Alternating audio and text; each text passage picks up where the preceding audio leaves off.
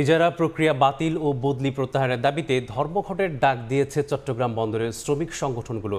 এই মুহূর্তে সেখানে আছেন রিপোর্টার পার্থপ্রতিম বিশ্বাস। এ নিয়ে বিস্তারিত জানতে যুক্ত হব তার সাথে।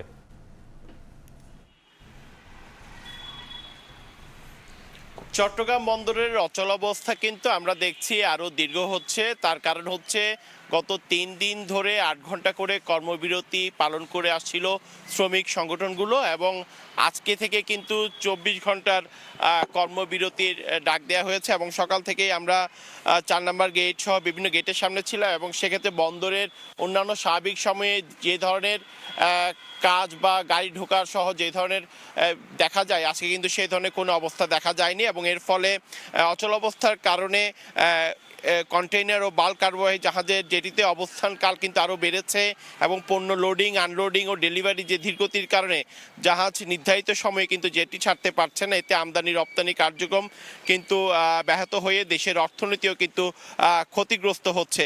এবং আজকে থেকে সকাল 8টা থেকে পরবর্তী 24 ঘন্টা পূর্ণ কর্মবিরতির ঘোষণা দিয়েছে শ্রমিক সংগঠনগুলো, এবং চট্টগ্রাম বন্দর রক্ষা সংগ্রাম কমিটির কর্মসূচি আরও কঠোর করার পাশাপাশি বন্দর চেয়ারম্যান পরিচালক সহ বিভিন্ন জনের অপসারণও কিন্তু তারা দাবি করেছেন। এবং শ্রমিক নেতাদের অনেকে অভিযোগ করেছেন নিউমুনিং কন্টেইনার টার্মিনাল বিদেশি প্রতিষ্ঠানের কাছে যে ইজারা দেওয়ার যে প্রক্রিয়া, এইসব প্রক্রিয়া কিন্তু বন্ধ করতে হবে। এবং এনসিটি দুবাই ভিত্তিক ডিপি ওয়ার্ল্ড ইজারা দেওয়ার বিরোধিতা করে দীর্ঘদিন ধরে কিন্তু আন্দোলন করছে চট্টগ্রাম বন্দর রক্ষা সংগ্রাম কমিটি, জাতীয়তাবাদী শ্রমিক দল ও এসকব। এবং তাদের দাবির সাথে কিন্তু একাত্মতা জানিয়েছেন বাংলাদেশ সম্মিলিত পেশাজীবী পরিষদের চট্টগ্রাম শাখা। এবং এই সংগঠনের নেতারা বলেন, আসলে লাভজনক হওয়া সত্ত্বেও ব্যক্তি স্বার্থে আসলে এনসিটি বিদেশি প্রতিষ্ঠানের হাতে তুলে দেওয়ার চেষ্টা চলছে, এবং কোনো আলোচনা ছাড়াই এই সিদ্ধান্ত নেওয়া হচ্ছে বলে কিন্তু তারা আসলে অভিযোগ করেছেন। এবং এরই মধ্যে চট্টগ্রাম বন্দরের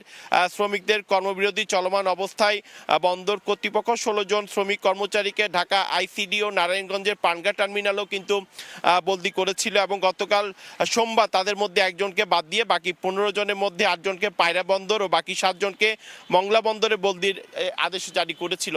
এবং সেক্ষেত্রে এখানে যারা ব্যবসায়ীরা আছেন তারা বলছেন, এই যে অচলাবস্থা, দ্রুতই কিন্তু এই অচলাবস্থা কাটানো হবে। এবং এই ধরনের অবস্থা থাকলে আমদানি রপ্তানি বাণিজ্য কিংবা ব্যবসার ক্ষেত্রেও কিন্তু মারাত্মক ক্ষতির মুখে পড়ছেন ব্যবসায়ীরা। তো এই ছিল আমার কাছে এখনো পর্যন্ত চট্টগ্রাম বন্দরের 4 নম্বর গেটের সামনে থেকে এখানকার সর্বশেষ খবর।